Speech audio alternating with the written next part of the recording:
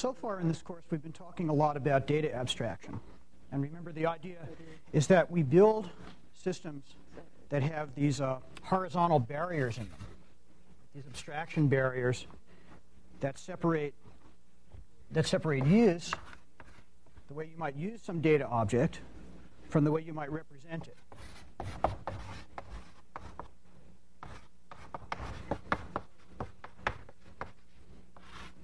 Or another way to think of that is up here you have the boss who's going to be using some sort of data object, and down here is George, who's implemented it. Now, this notion of separating use from representation so you can think about these two problems separately is a very, very powerful programming methodology, data abstraction. On the other hand, it's not really sufficient for really complex systems. And the problem with this is George. Or actually, the problem is that there are a lot of Georges. Let's be concrete. Let's suppose there's George, and there's also Martha. Okay, now George and Martha are both working on this system, both designing representations, and absolutely are incompatible. Right? They wouldn't cooperate on a representation under any circumstances. And the problem is, you would like to have some system where both George and Martha are designing representations, and yet, if you're above this abstraction barrier, you don't want to have to worry about that, whether something's done by George or by Martha, and you don't want George and Martha to interfere with each other. Somehow, in designing a system, you not only want these horizontal barriers, but you also want some kind of vertical barrier to keep George and Martha separate. Well, let me be a little bit more concrete. Imagine that you're thinking about personnel records for a company, a large company with a lot of loosely linked divisions that don't cooperate very well either.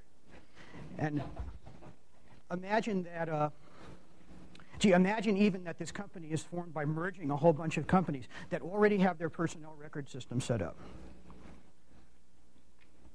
And imagine that, once these divisions are all linked in some kind of very sophisticated satellite network, and all these databases are put together. And what you'd like to do is, from any place in the company, be able to say things like, what's the name in a personnel record? Or what's the job description in a personnel record? And not have to worry about the fact that each division obviously is going to have completely separate conventions for how you might implement these records. From this point, you don't want to know about that. Well, how could you possibly do that? One way, of course, is to send down an edict from somewhere that everybody has to change their format to some fixed compatible thing. That's what people often try, and of course it never works. Another thing that you might want to do is somehow arrange it so you can have these vertical barriers, so that when you ask for the name of a personnel record somehow, whatever format it happens to be, name will figure out how to do the right thing. You want name to be so-called a generic operator. Generic operator means what it sort of precisely does depends on the kind of data that it's looking at. More than that, you'd like to design the system so that the next time a new division comes into the company, they don't have to make any big changes in what they're already doing to link into this system, and the rest of the company doesn't have to make any big changes to admit their stuff to the system. Right, so that's the problem you should be thinking about. You'd like it sort of just to work. You want to be able to include new things by making minimal changes. Okay, well, that's the problem that we're going to be talking about today. And you should have this sort of distributed personnel record system in your mind, but actually the one I'll be talking about is a problem that's a little bit more self-contained than that. that'll bring up the issues, I think, more clearly. That's the problem of doing a system that does arithmetic on complex numbers. So let's take a look here. Just as a little review, there are things called complex numbers.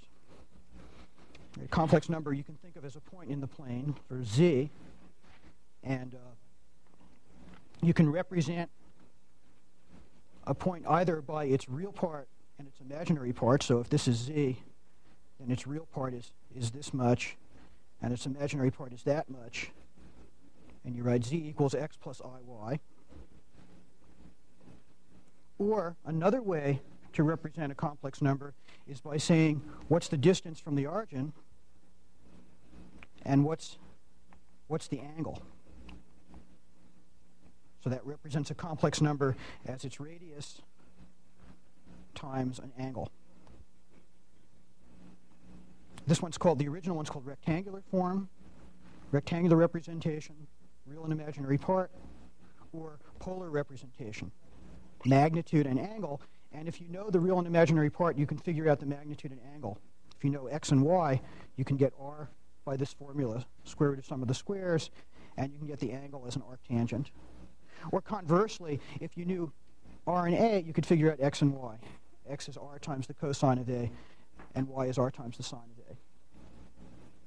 Right, so there's these two, they're complex numbers. You can think of them either in polar form or rectangular form. What we would like to do is make a system that does arithmetic on complex numbers.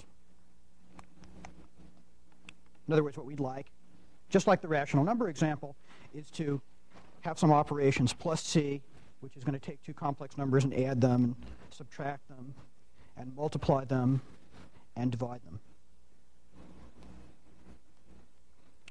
Okay, well, there's a little bit of mathematics behind that. What are the actual formulas for manipulating such things? And it's sort of not important where they come from, but just as an implementer, let's see. You can think, if you want to add two complex numbers, it's pretty easy to get its real part and its imaginary part. The real part of the sum of two complex numbers, right, the real part of the z1 plus z2 is the real part of z1 plus the real part of z2. Okay? And the imaginary part of z1 plus z2 is the imaginary part of z1 plus the imaginary part of z2. Right, so it's pretty easy to add complex numbers. You just add the corresponding parts and make a new complex number with those parts. If you want to multiply them, it's kind of nice to do it in polar form, because if you have two complex numbers, the magnitude of their product is here the product of the magnitudes, and the angle of the product is the sum of the angles. So that's sort of mathematics that allows you to do arithmetic on complex numbers. Let's actually think about the implementation. Well, we do it just like the rational numbers. Right, we come down, we assume we have some constructors and selectors. What would we like? Well, let's assume that we make a data object, cloud, which is a complex number that has some stuff in it, and that we can get out from a complex number the real part, or the imaginary part, or the magnitude, or the angle. We want some ways of making complex numbers, not only selectors but constructors. So we'll assume we have a thing called make rectangular. What make rectangular is going to do is take a real part and an imaginary part and construct a complex number with those parts.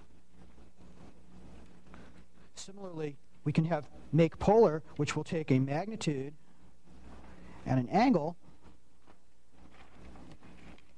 and construct a complex number which has that magnitude and angle.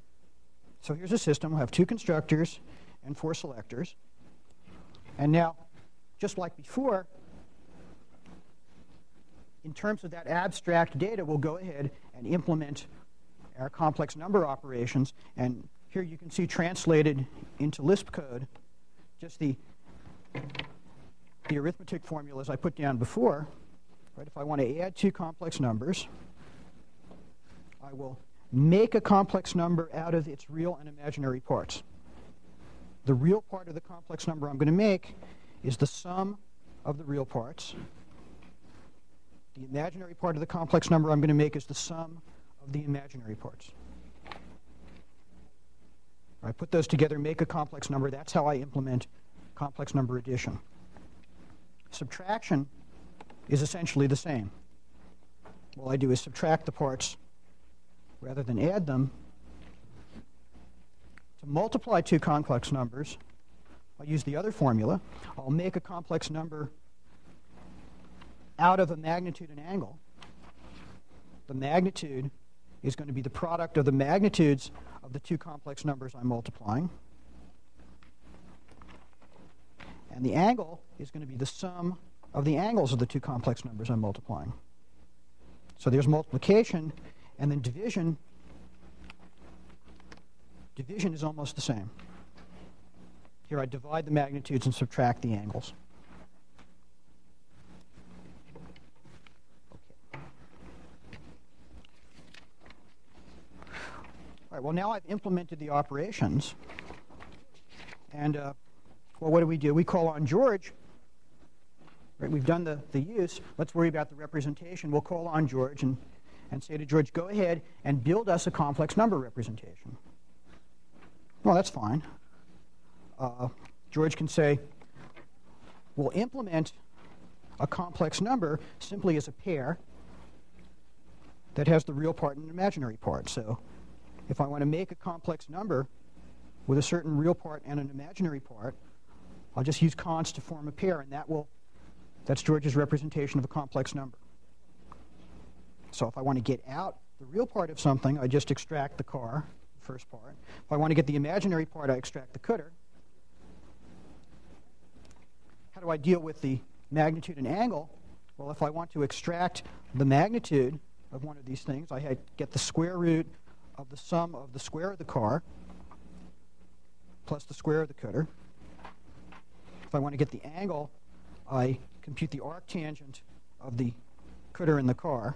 And this is a Lisp procedure for computing arctangent. And if somebody hands me a magnitude and an angle and says, make me a complex number, well, I compute the real part and the imaginary part, r cosine of A and r sine of A, and stick them together into a pair. Okay, so we're done. In fact, what I just did conceptually is absolutely no different from the rational number representation that we looked at last time. It's the same sort of idea. You implement the operators, you pick a representation. Right? Nothing different. Now, however, let's worry about Martha. See, Martha has a different idea. She doesn't want to represent a complex number as a pair of a real part and an imaginary part. What she would like to do is represent a complex number as a pair of a magnitude and an angle. So if instead of calling up George, we asked Martha to design our representation, we'd get something like this. We'd get make polar. Sure, if I give you a magnitude and an angle, we're just going to form a pair that has magnitude and angle. If you want to extract the magnitude, that's easy. You just pull out the car or the pair. If you want to extract the angle, sure, that's easy. You just pull out the coulter. If you want to look for real parts and imaginary parts, well, then you have to do some work. If you want the real part, you have to get r cosine A. In other words, r, the car of the pair, times the cosine of the coulter of the pair. So this is r times the cosine of A. And that's the real part. If you want to get the imaginary part, it's r times the sine of A. And if I hand you a real part and an imaginary part and say, make me a complex number with that real part and imaginary part, well, I figure out what the magnitude and angle should be. And the magnitude's the square root of the sum of the squares, and the angle's the arctangent, and I put those together to make a pair. All right, so there's Martha's idea. Well, which is better?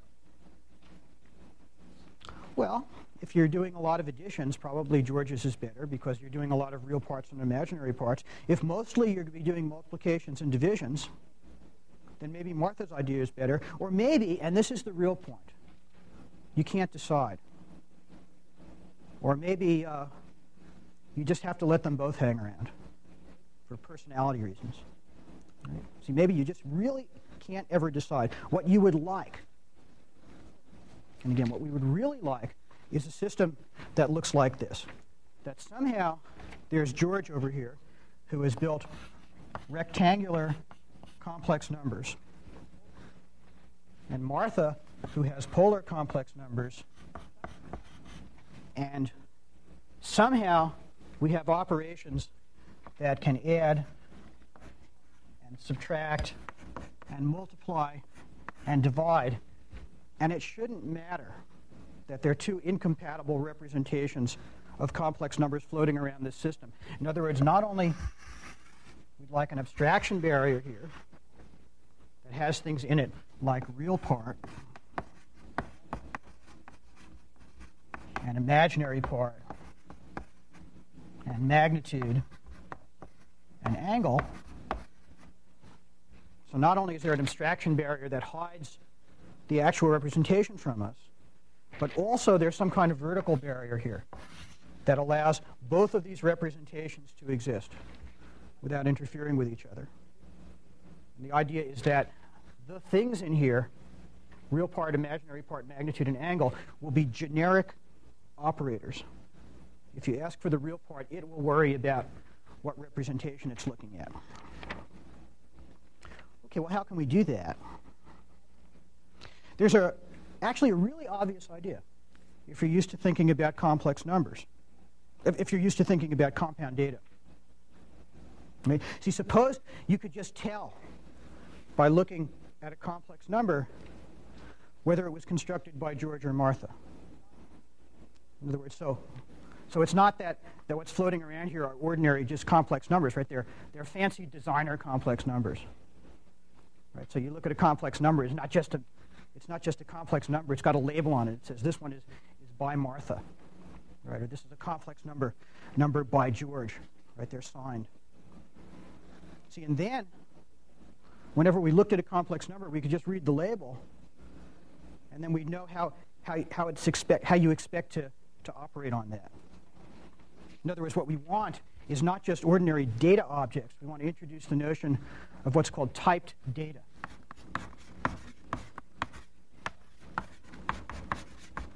Right? Typed data means, again, there's some sort of cloud, and what it's got in it is an ordinary data object like we've been thinking about.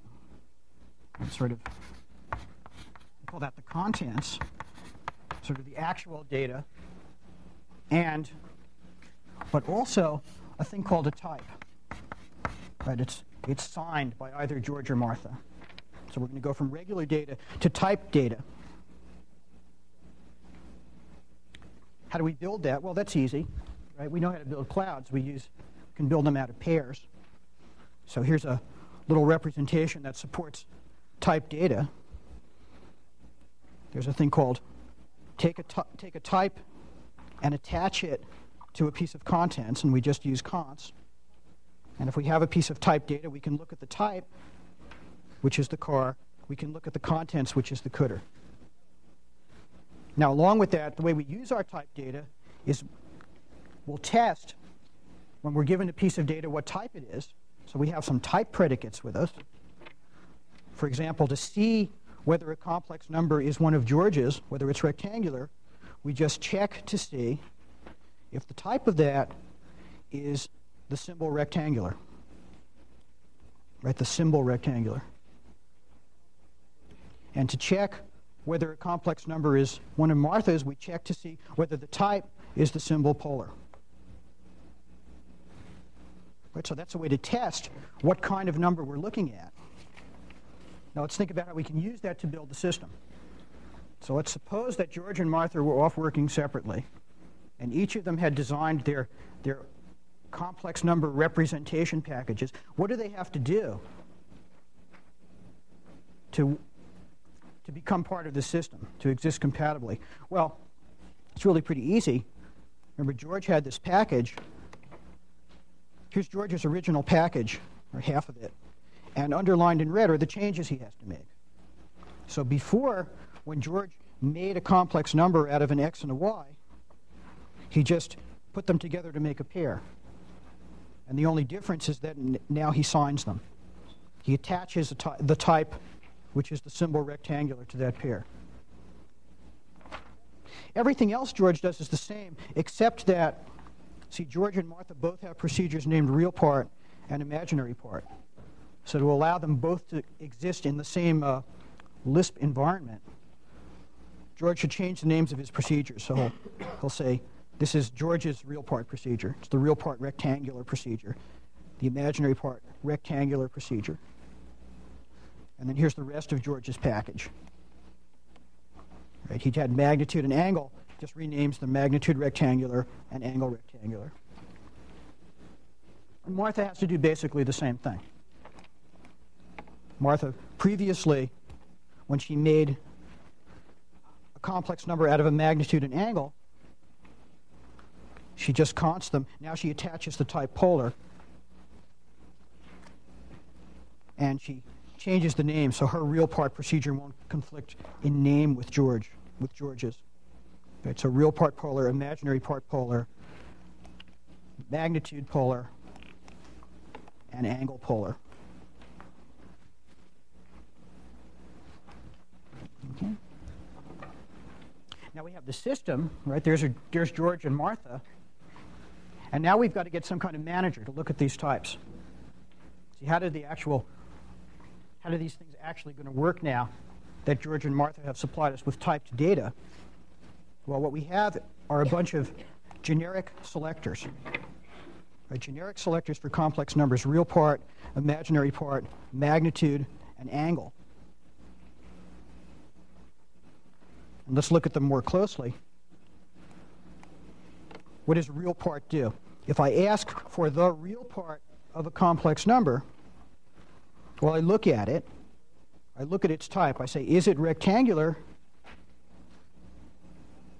If so, I apply George's real part procedure to the contents of that complex number. Right, this is a number that has a type on it. I strip off the type using contents and apply George's procedure. Or, is this a polar complex number? If I want the real part, I apply Martha's real part procedure to the contents of that number. So that's how real part works. And then similarly, there's imaginary part, which is almost the same. Right? It looks at the number, and if it's rectangular, uses George's imaginary part procedure. If it's polar, uses Martha's. And then there's a magnitude and an angle. Right? So there's a system has three parts. There's sort of George and Martha and the manager. And that's how you get generic operators implemented. Let's look at just a simple example, just to pin it down, of exactly how this is going to work. See, suppose you're going to be looking at the complex number, say, whose real part is 1 and whose imaginary part is 2. So that would be 1 plus 2i. Well, what would happen is up here above, where the operations have to happen, that number would be represented as a pair of 1 and 2 together with typed data. That would be the contents, and the whole data would be that thing with the symbol rectangular added onto that. And that's the way that complex number would exist in this system. When you went to take the real part, the manager would look at this and say, oh, it's one of George's. He'll strip off the type and hand down to George the pair 1, 2. And that's the kind of data that George developed his system to use. Okay, so it gets stripped down. Later on, if you ask George to construct a complex number, George would construct some complex number as a pair, and before he passes it back up through the manager, would attach the type rectangular. So you see what happens. There's no confusion in the system. It doesn't matter in the least that the pair 1, 2 means something completely different in Martha's world. In Martha's world, this pair means the complex number whose magnitude is 1 and whose angle is 2. And there's no confusion, because by the time any pair like this gets handed back through the manager to the main system, it's going to have the type polar attached, whereas this one would have the type rectangular attached. Okay, let's take a break.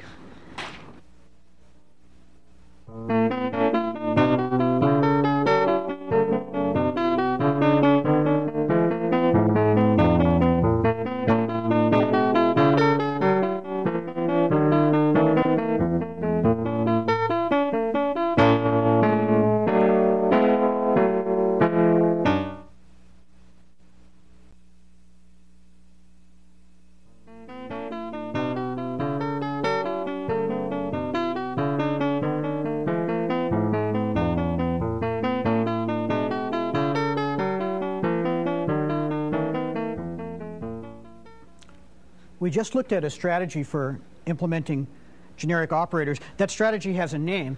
It's called dispatch on type. Right? And the idea is that you break your system into a bunch of pieces. There's George and Martha who are making representations, and then there's the manager. Right? Looks at the types on the data and then dispatches them to the right person. Well, what criticisms can we make of that as a system organization? Well, first of all, there was this little annoying problem that George and Martha had to change the names of their procedures. Right? George originally had a real part procedure, and he had to go name it real part rectangular so it wouldn't interfere with Martha's real part procedure, which is now named real part polar, who wouldn't interfere with the manager's real part procedure, who's now named real part. That's kind of an annoying problem, but I'm not going to talk about that one now. We'll see later on, when we think about the structure of Lisp names and environments, that there really are ways to package all those so-called namespaces separately so they don't interfere with each other. I'm not going to think about that problem now. The problem that I actually want to focus on is what happens when you bring somebody new into the system. What has to happen? Well, George and Martha don't care. Right? George is sitting there in his rectangular world, right? Has his procedures and his types. Martha sits in her polar world. She doesn't care. But let's look at the manager. What's the manager have to do? The manager comes through and had these operations. There was a test for rectangular and a test for polar. If Harry comes in with some new kind of complex number, and Harry has a new type, Harry type complex number, the manager has to go in and change all those procedures. So the inflexibility in the system, the place where work has to happen to accommodate change, is in the manager. That's pretty annoying. It's even more annoying when you realize the manager's not doing anything. Right? The manager is just being a paper pusher. Right, let's look again at these programs. What are they doing? What does real part do? Real part says, oh, is it the kind of complex number that George can handle? If so, send it off to George. Is it the kind of complex number that Martha can handle? If so, send it off to Martha. So it's really annoying that the bottleneck in this system, the thing that's preventing flexibility and change, is completely in the bureaucracy. It's not in anybody who's doing any of the work. Not an uncommon situation, unfortunately. See what's really going on. Abstractly in this system, there's a table. See, what's really happening is somewhere there's a table. There are types. There's polar and rectangular. And Harry's maybe over here. And then there are operators. There's an operator like real part, or imaginary part, or magnitude, an angle. And sitting in this table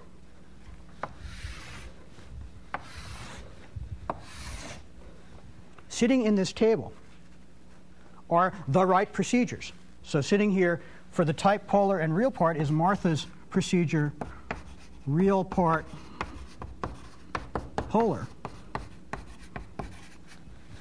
And over here in the table is George's procedure, real part rectangular. And over here would be, say, Martha's procedure, magnitude polar, and George's procedure, magnitude rectangular, right, and so on. The rest of this table's filled in. And that's really what's going on. So in some sense, all the manager is doing is acting as this table. Well, how do we fix our system? Well, how do you fix bureaucracies a lot of time? What you do is you get rid of the manager. Right? We just take the manager and replace him by a computer. We're going to automate him out of existence. Namely, instead of having the manager who basically consults this table, we'll have our system use the table directly. Now, what do I mean by that? Let's assume, again using data abstraction, that we have some kind of data structure that's a table, and we have ways of sticking things in and ways of getting things out. And to be explicit, let me assume that there's an operation called put, and put is going to take, in this case, two things I'll call keys, key 1 and key 2, and a value.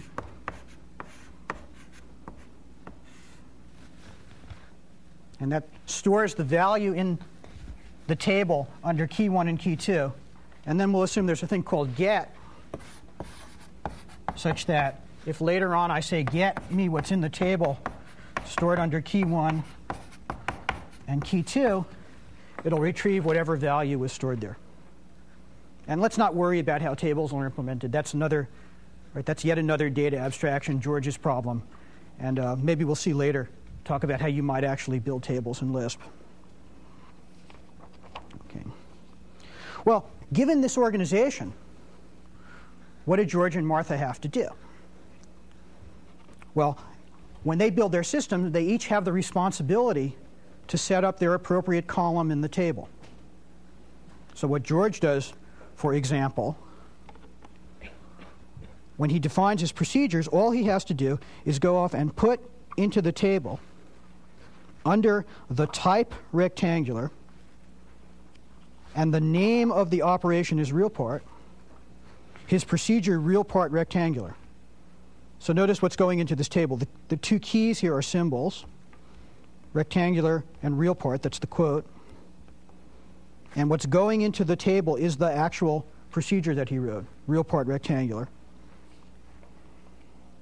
Right? And then puts imaginary part into the table, filed under the keys rectangular and imaginary part, and magnitude under the keys rectangular magnitude, angle under rectangular angle. Okay, so that's what George has to do to be part of this system. Martha similarly sets up the column in the table under polar, right? Polar and real part. Right, is the procedure real part polar, and imaginary part and magnitude and angle. Right, so that's what Martha has to do to be part of the system. Everyone who makes a representation has the responsibility for setting up a column in the table. And what does Harry do when Harry comes in with his brilliant idea for implementing complex numbers? Well, he makes whatever procedure he wants and builds a new column in this table. Okay, well, what happened to the manager? The manager has been automated out of existence and is replaced by a procedure called operate. And this is the key procedure in the whole system. I'll say define operate. Operate is going to take an operation that you want to do, the name of an operation, and an object that you would like to apply that operation to. So, for example, the real part of some particular complex number. What does it do? Well, the first thing it does, it looks in the table. It goes into the table, and tries to find a procedure that's stored in the table, right? So it gets from the table, using as keys the type of the object and the operator.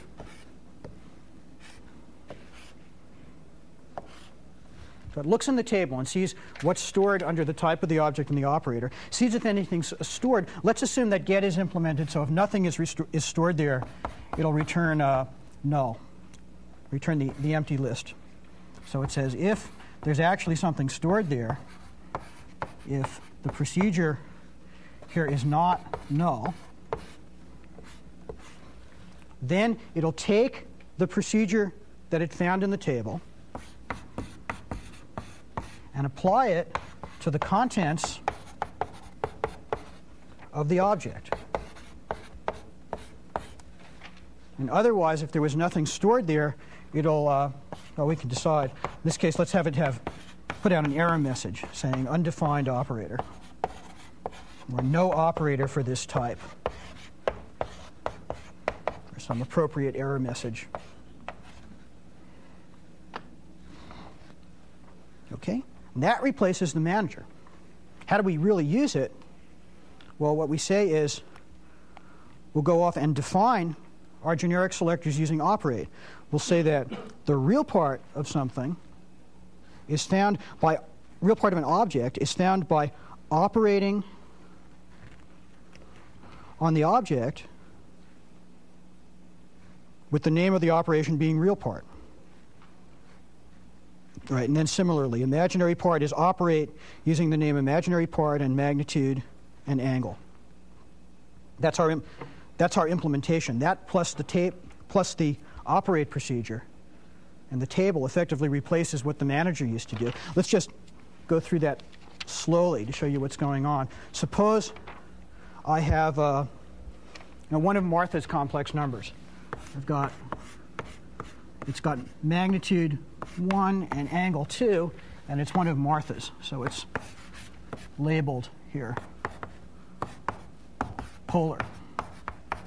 Let's call that Z. So that's Z. And suppose with this implementation, someone comes up and asks for the real part of Z.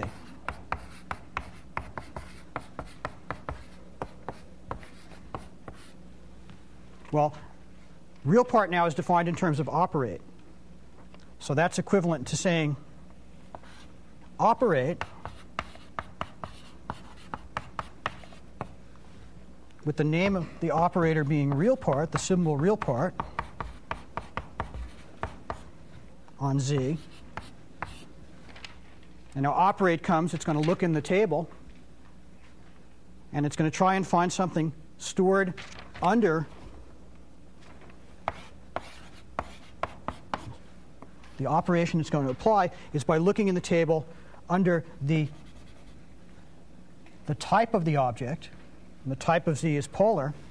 So it's going to look and say, can I get using polar and the operation name, right, which was real part.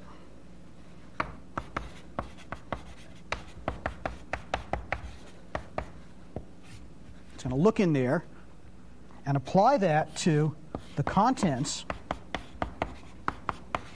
of Z.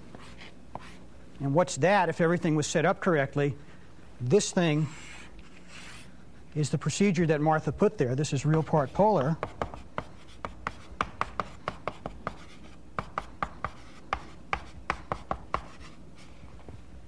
And this is Z without its type, the thing that Martha originally designed those procedures to work on, which is 1, 2. Right, so operate sort of does uniformly what the manager used to do sort of all over the system. It finds the right thing, looks in the table, strips off the type, and passes it down into the person who handles it.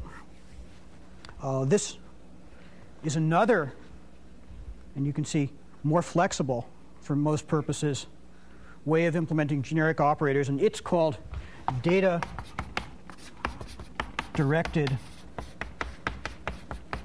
programming. And the idea of that is, in some sense, the data objects themselves, those little complex numbers that are floating around the system, are carrying with them the information about how you should operate on them. Let's break for questions. Yes? What do you have stored in that data object? You have the data itself, you have its type, and you have the operations for that type? Or where are the operations to be found? Okay, yeah, that's a good question because it raises other possibilities of how you might do it. And of course, there are a lot of possibilities. In this particular implementation, what's sitting in this data object, for example, is the data itself, which in this case is a pair of 1 and 2. And also a symbol. This is the symbol, right? The word POLAR. And that's what's sitting in this data object.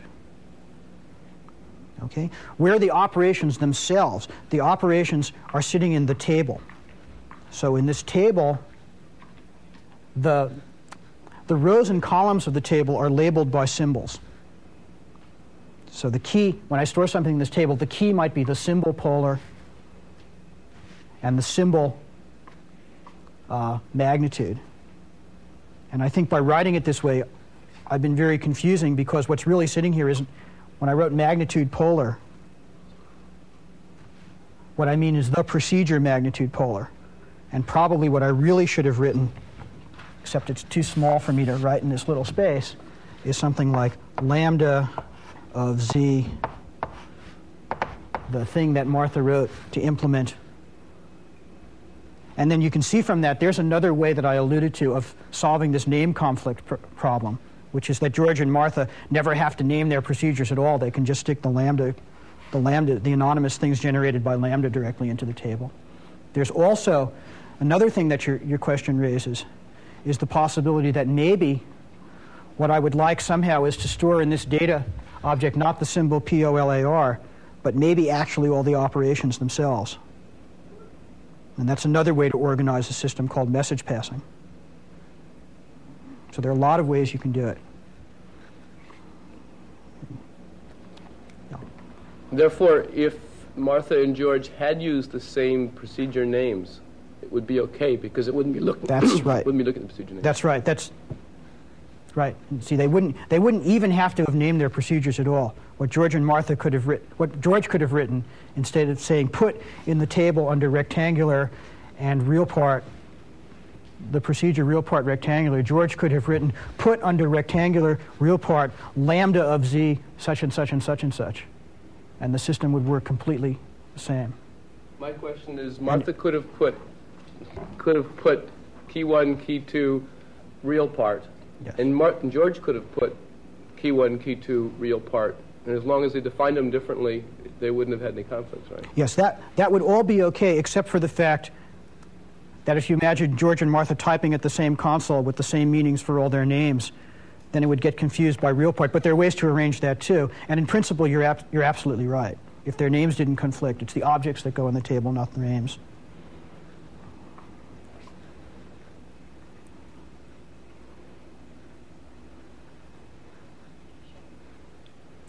Okay, let's take a break.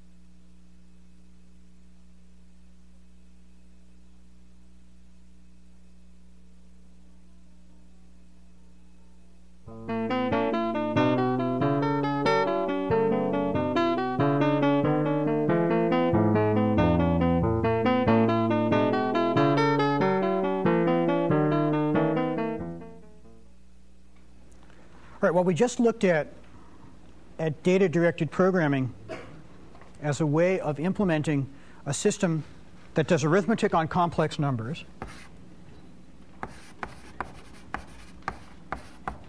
So it had these operations in it called plus C and minus C and multiply and divide, and maybe some others. And that sat on top of, and this was the key point, sat on top of two different representations. Right, a rectangular package here and a polar package. And maybe some more, and we saw that the whole idea is that maybe some more are now very easy to add. But that doesn't really show the power of this methodology. It shows you what's going on. The power of the methodology only becomes apparent when you start embedding this in some more complex system. So what I'm going to do now is embed this in some more complex system. Let's assume that what we really have is a general kind of arithmetic system, so-called generic arithmetic system. And at the top level here, somebody can say add two things, or subtract two things, or multiply two things, or divide two things. And underneath that, there's an abstraction barrier. And underneath this barrier is, say, a complex arithmetic package. And you can say add two complex numbers. Or you might also have, remember we did a rational number package, you might have that sitting there. And there might be a rational thing. And the rational number package, well, has things we implemented, plus rat and times rat, and so on. Or you might have ordinary Lisp numbers. You might say add 3 and 4.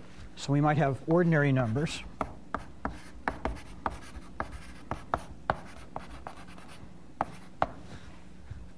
In which case we have the Lisp supplied plus and minus and times and slash. Okay, so we might imagine this complex number system sitting in a more complicated generic operator structure at the next level up. Well, how can we make that? We already have the idea. We're just going to do it again. We've implemented a rational number package. Let's look at how it has to be changed. Here is, in fact, at this level, it doesn't have to be changed at all. This is exactly the code that we wrote last time. To add two rational numbers, you remember there was this formula. You make a rational number whose numerator is the numerator of the first times the denominator of the second, plus the denominator of the first times the numerator of the second, and whose denominator is the product of the denominators, and minus rat, and star rat, and slash rat. Right? And this is exactly the rational number package that we made before. We're ignoring the GCD problem, but let's not worry about that. How do we install, as implementers of this rational number package, how do we install it in the generic arithmetic system? Well, that's easy. Go off. There's only one thing we have to do differently. Whereas previously, we said that to make a rational number, you built a pair of the numerator and denominator. Here, we'll not only build the pair, but we'll sign it. We'll attach the type rational. That's the only thing we have to do different. Make it a typed data object. And now we'll stick our operations in the table. Right? We'll put under the symbol rational and the operation add our procedure plus rat. And again, note, this is a symbol, right? Quote and quote, but the actual thing we're putting in the table is the procedure. Right? And for how to subtract, well, you subtract rationals with minus rat, and multiply and divide. And that is exactly and precisely what we have to do to fit inside this generic arithmetic system. Well, how does the whole thing work? See, what we want to do is have some generic operators. Right? Have add and sub and mul and div be generic operators. So we're going to define add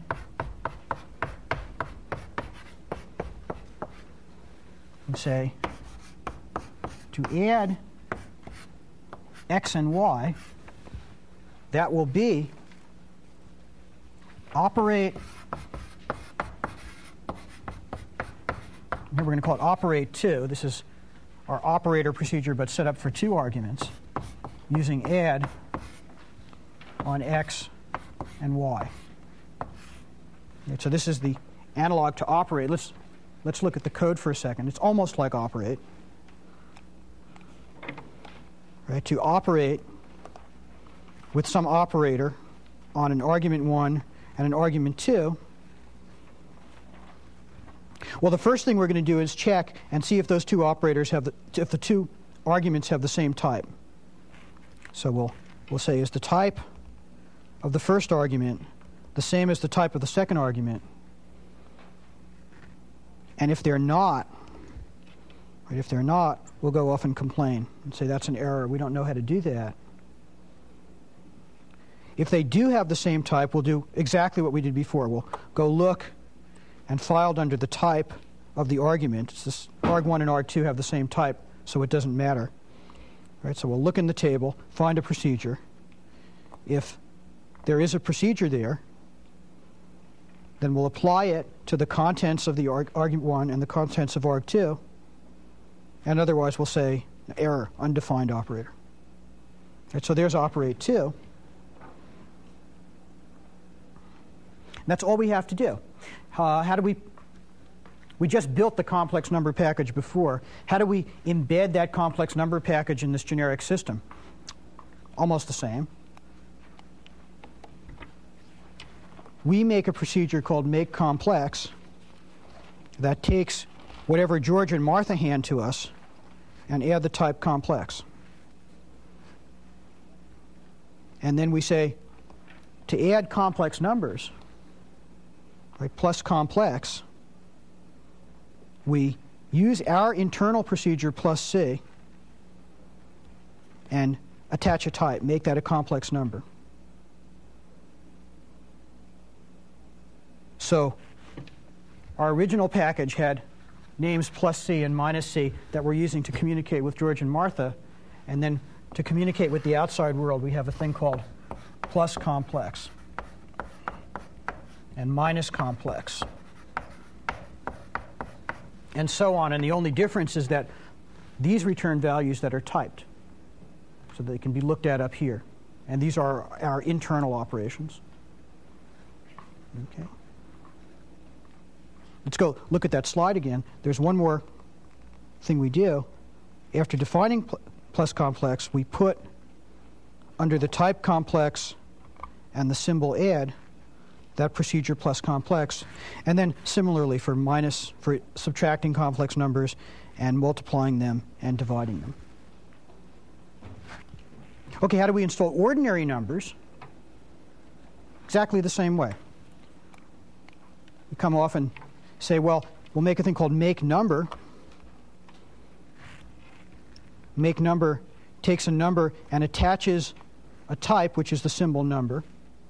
We build a procedure called plus number, which is simply add the 2 things using the ordinary addition, because in this case we're talking about ordinary numbers, and attach a type to it, make that a number. And then we put into the table under the symbol number and the operation add this procedure plus number. And then same thing for subtracting and multiplying and dividing.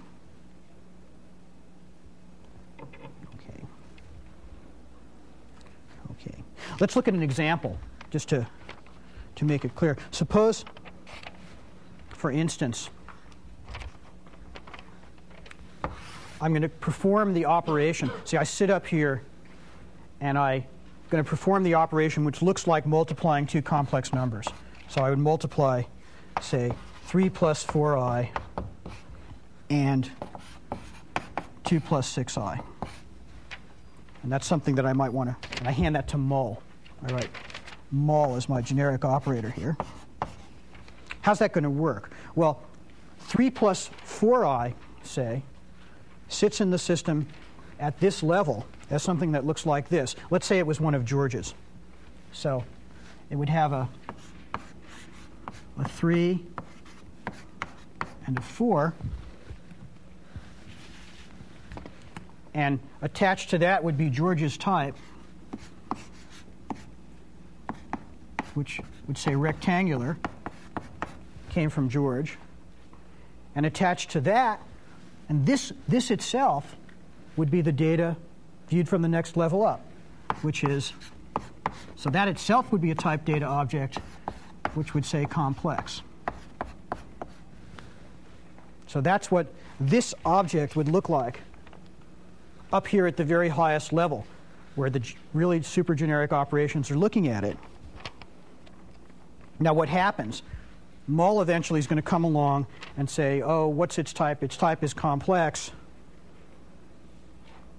Go through to operate 2 and say, oh, what I want to do is apply what's in the table, which is going to be the procedure star complex, on this thing with the type stripped off. So it's going to strip off the type, take that much, and send that down into the complex world.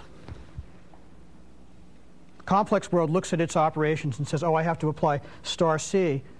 Star C might say, oh, at some point I want to look at the magnitude of this object that it's got. And it'll say, oh, it's rectangular, it's one of George's. So it'll then strip off the next version of type and hand that down to George to take the magnitude of. So you see what's going on is that there are these chains of types. And the length of the chain is sort of the number of levels that you're going to be going up in this table. And what a type tells you, every time you have a vertical barrier in this table where there's some ambiguity about where you should go down to the next level, the type is telling you where to go. And then everybody at the bottom, as they construct data and filter it up, they stick their type back on. Right, so that's the general structure of this system. Okay, now that we've got this, let's go and make this thing even more complex. Let's talk about adding to this system not only these kinds of numbers, but it's also meaningful to start talking about adding polynomials, say. Might do arithmetic on polynomials, like we could have x to the 15th plus 2x to the 7th plus 5, say.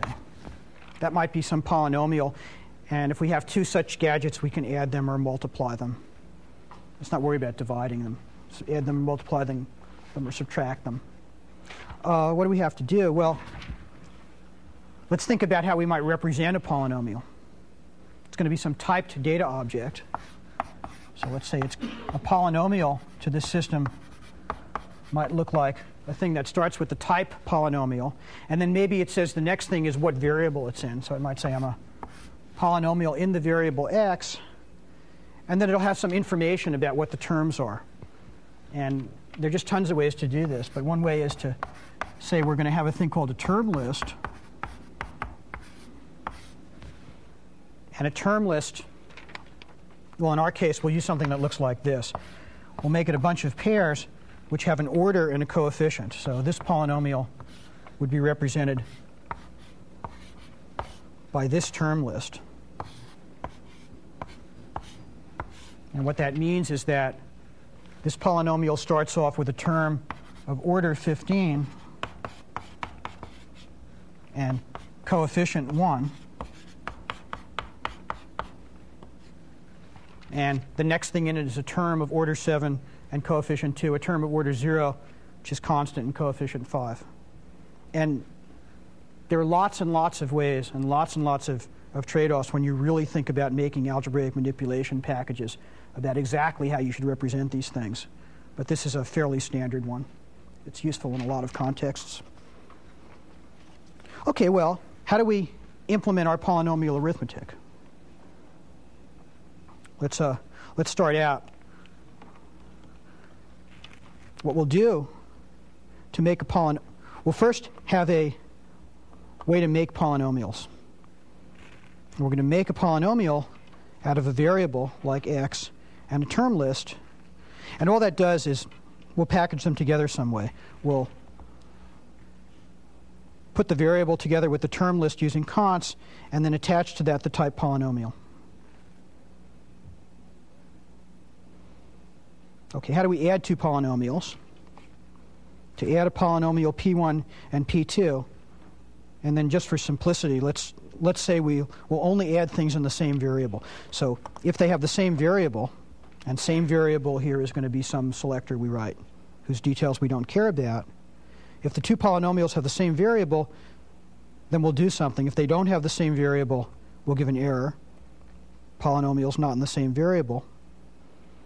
And if they do have the same variable, what we'll do is we'll make a polynomial whose variable is whatever that variable is, and whose term list is something we'll call sum terms. Plus terms will add the two term lists. So we'll add the two term lists of the polynomial. That'll give us a term list.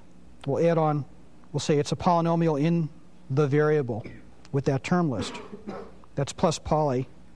And then we're going to put in our table, under the type polynomial, add them using plus poly.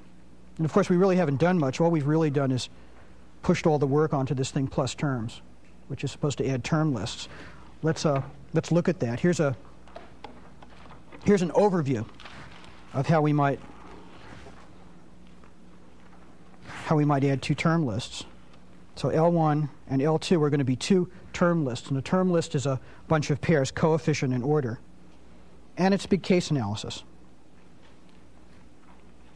And the first thing we'll check for and see if there are any terms.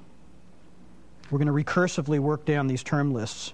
So eventually we'll get to a place where either L1 or L2 might be empty, and if either one is empty, our answer will be the other one. So if L1 is empty, we'll return L2, and if L2 is empty, we'll return L1. All right, otherwise, there are sort of three interesting cases. What we're going to do is grab the first term in each of those lists. All right, call it T1 and T2. And we're going to look at three cases depending on whether the orders of those, whether the order of T1 is greater than the order of T2, or less than T2, or the same. Those are the three cases we're going to look at. Let's look at this case. If the order of T1 is greater than the order of T2, then what that means is that our answer is going to start with this term of the order of T1 because it won't combine with any lower order terms. So what we do is add the lower order terms. We recursively add together all the terms in the rest of the term list in L1 and L2. That's going to be the lower order terms of the answer. And then we're going to adjoin to that the highest order term. And I'm using here a whole bunch of procedures I haven't defined, like adjoin term and rest terms and selectors that get order, right? But you can imagine what those are. All right, so if the first term list has a higher order than the second, we recursively add all the lower terms and then stick on that last term. The other case is the same way. If the first term has a smaller order, well, then we add the first term list and the rest of the terms in the second one, and adjoin on this highest order term, right? This highest order term. So far, nothing's much happened. We've just sort of pushed this thing off into adding lower order terms. The last case where you actually get two coefficients that you have to add, this will be the case where the orders are equal. What we do is, well, again, recursively add the lower order terms, but now we have to really combine something. What we do is we make a term whose order is the order of the term we're looking at. By now, T1 and T2 have the same order. That's its order. And its coefficient is gotten by adding the coefficient of T1 and the coefficient of T2. This is a big recursive working down of terms, but really there's only one interesting symbol in this procedure. Only one interesting idea. And the interesting idea is this add. And the reason that's interesting is because something completely wonderful just happened. We reduced adding polynomials not to sort of plus, but to the generic add. In other words, by implementing it that way, see, not only do we have our system where we can have rational numbers or complex numbers or ordinary numbers, we've just added on polynomials.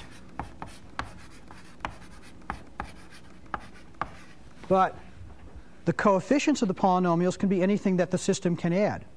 So these could be polynomials whose coefficients are rational numbers or complex numbers, which in turn could be either rectangular or polar, or ordinary numbers.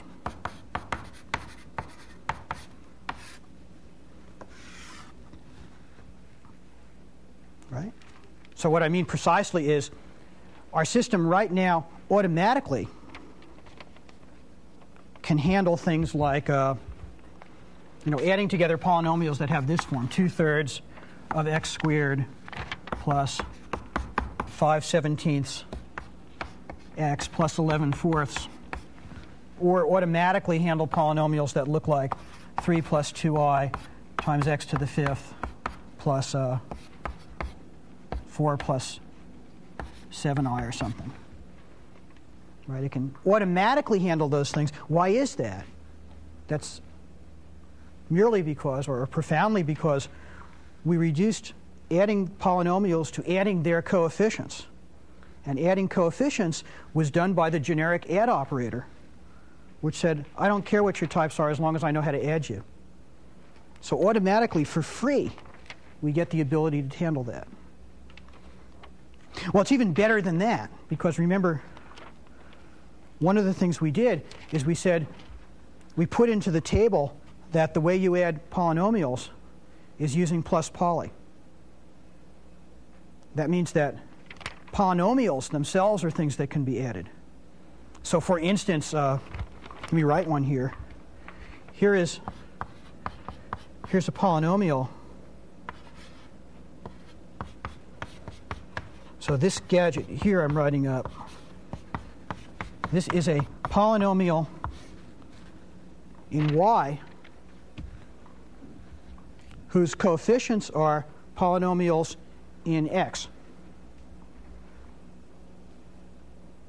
Right? So you see, simply by saying polynomials are themselves things that can be added, we can go off and say, well, not only can we deal with rationals or complex or ordinary numbers, but we can deal with polynomials whose coefficients are rationals or complex or ordinary numbers, or polynomials whose coefficients are rationals or complex, rectangular, polar, or ordinary numbers, or polynomials whose coefficients are rationals, complex, or ordinary numbers, and so on and so on and so on.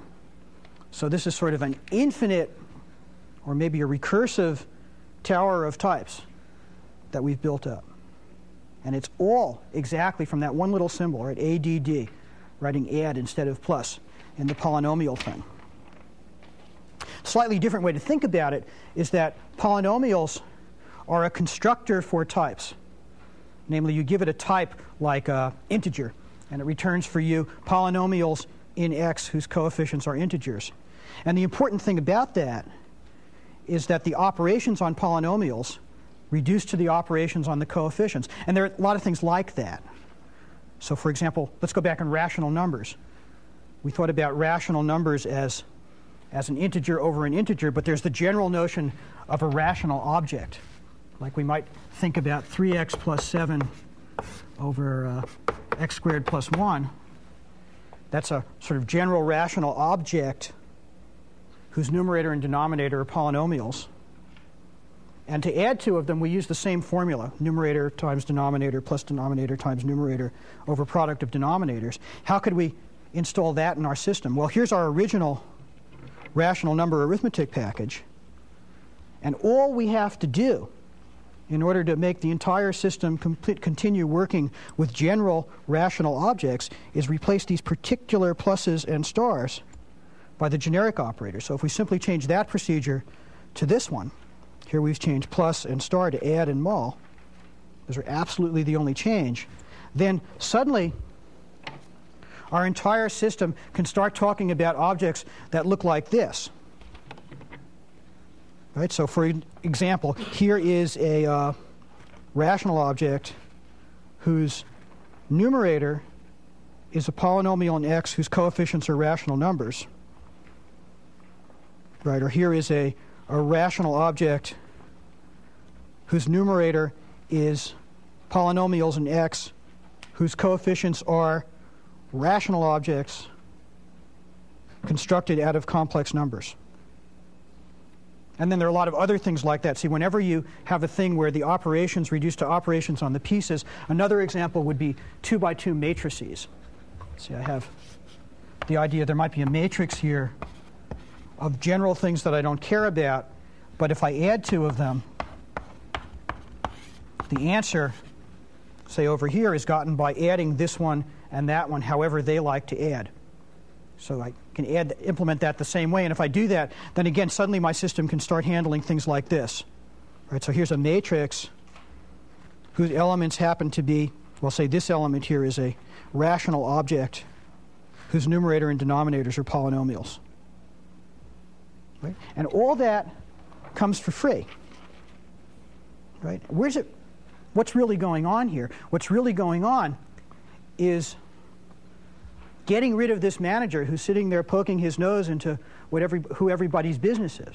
We built a system that has decentralized control.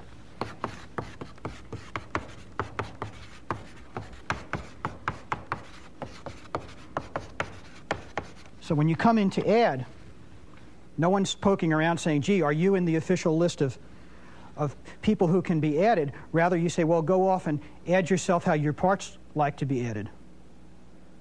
And then you see the result of that is you can get this very, very, very complex hierarchy where a lot of things just get done and routed to the right place automatically.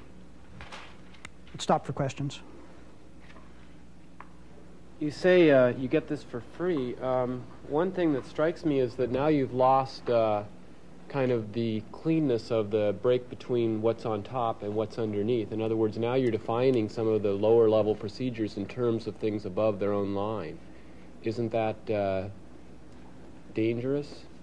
Or if nothing more, a little less structured? No, the question is whether that's less structured. Depends what you mean by structure. All this is doing is recursion. So it's saying that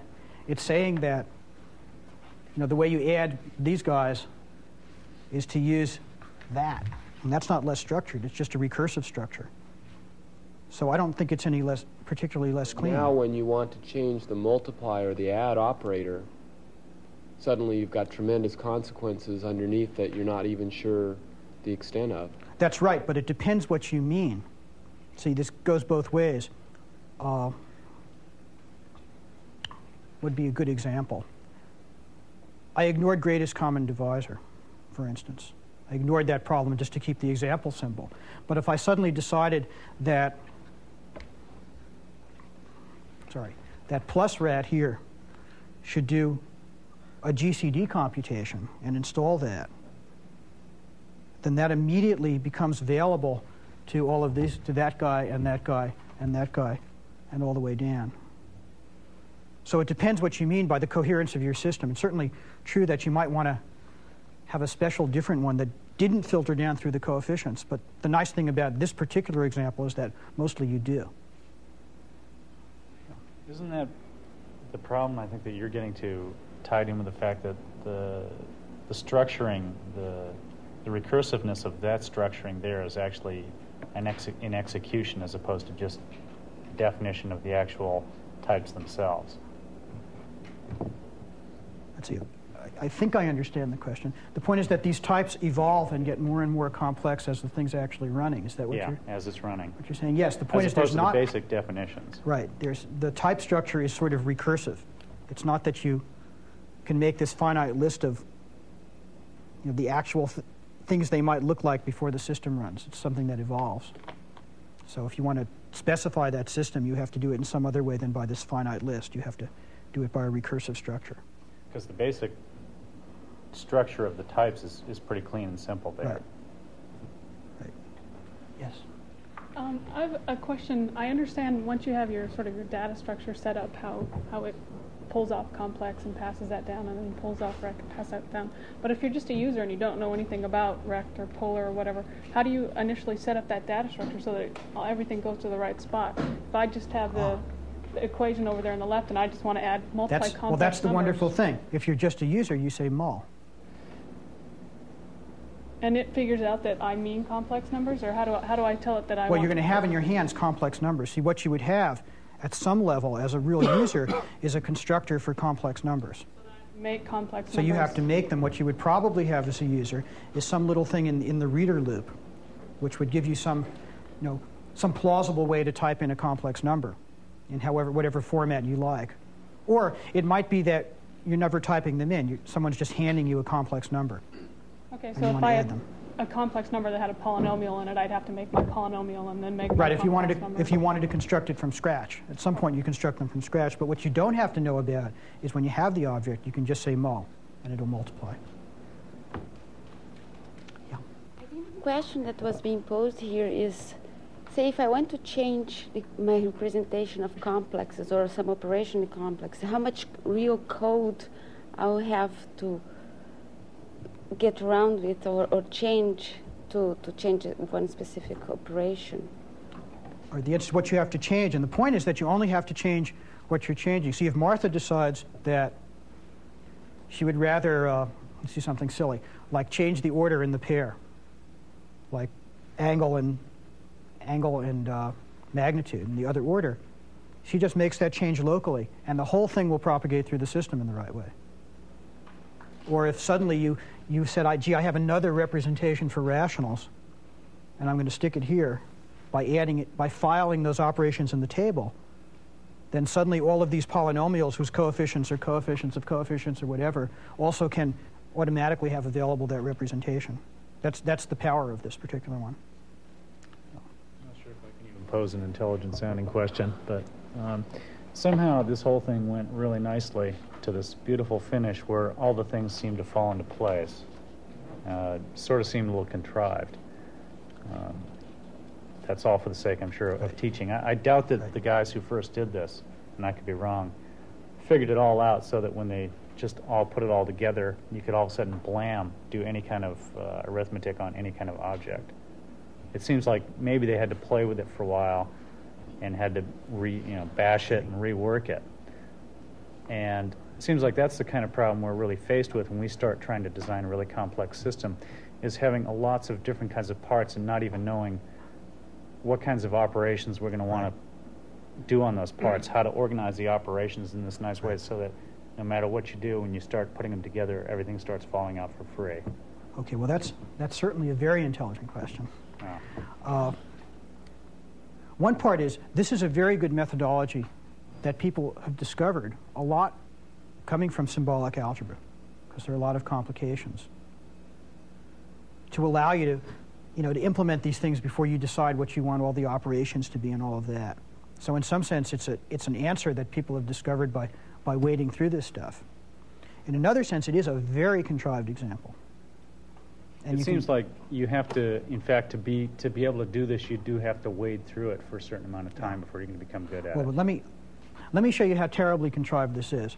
So you can write all these wonderful things, but the system that I wrote here, and if we had another half an hour to give this lecture, I would have given this part of it, which says, notice that it breaks down if I tell it to do something as foolish as, add 3 plus 7/2. Because what will happen is you'll get to operate 2, and operate 2 will say, oh, this is type number, and that's type rational. I don't know how to add them. So you'd like the system at least to be able to say something like, gee, before you do that, change that to 3/1, turn it into a rational number, hand that to the rational package. That's the thing I didn't talk about in this lecture. It's a little bit in the book, which talks about the problem of what's called coercion, where you want to see, having so carefully set up all of these types as distinct objects, a lot of times you want to also put in knowledge about how to view a rational number, view an ordinary number as a kind of rational, or view an ordinary number as a kind of complex. That's where the complexity in the system really starts happening, where you talk about, see, where do I put that knowledge? Is it rationals who know that ordinary numbers might be pieces of cards of them? Or they're terrible, terrible examples, like, you know, if I might want to add a complex number to a rational number, that example, 5/7, then somebody's got to know that I have to convert these to another type, which is complex numbers whose parts might be rationals. And who worries about that? Does complex worry about that? Does rational worry about that? Does plus worry about that? That's where the real complexity comes in, and that's where it's pretty well sorted out. And a lot of, in fact, all of this message passing stuff was motivated by problems like this. And when you really push it, people are somehow, the algebraic manipulation problem seems to be so complex that the people who are always at the edge of it are exactly in the state you said. They're wading through this thing, mucking around, seeing what they use, trying to distill stuff. Just want to come back to this issue of complexity once more. It certainly seems to be true that you have a great deal of flexibility in altering the lower level kinds of things. But it is true that you are, in a sense, freezing higher level operations, or at least if you change them, you don't know where all of the changes are going to show up or how they are. Okay, that's an extremely good question. See, what I have to do is, if I decide there's a new general operation called equality test, then all of these people have to decide whether or not they would like to have an equality test by looking in the table. There are ways to decentralize it even more. And that's what I sort of hinted at last time, where I said you could not only have this type as a symbol, but you actually might store in each object the operations that it knows about. So you might have things like, like greatest common divisor, which is a thing here which is defined only for integers and not in general for rational numbers. So it might be a very, very fragmented system. And then depending on where you want your flexibility, there's a whole spectrum of places that you can build that in. But you're pointing at the place where this starts being weak, that there has to be some agreement on top here about these general operations, or at least people have to think about them. Or you might decide you might have a table that's very sparse, that only has a few things in it. But there are a lot of ways to play that game. Okay, thank you.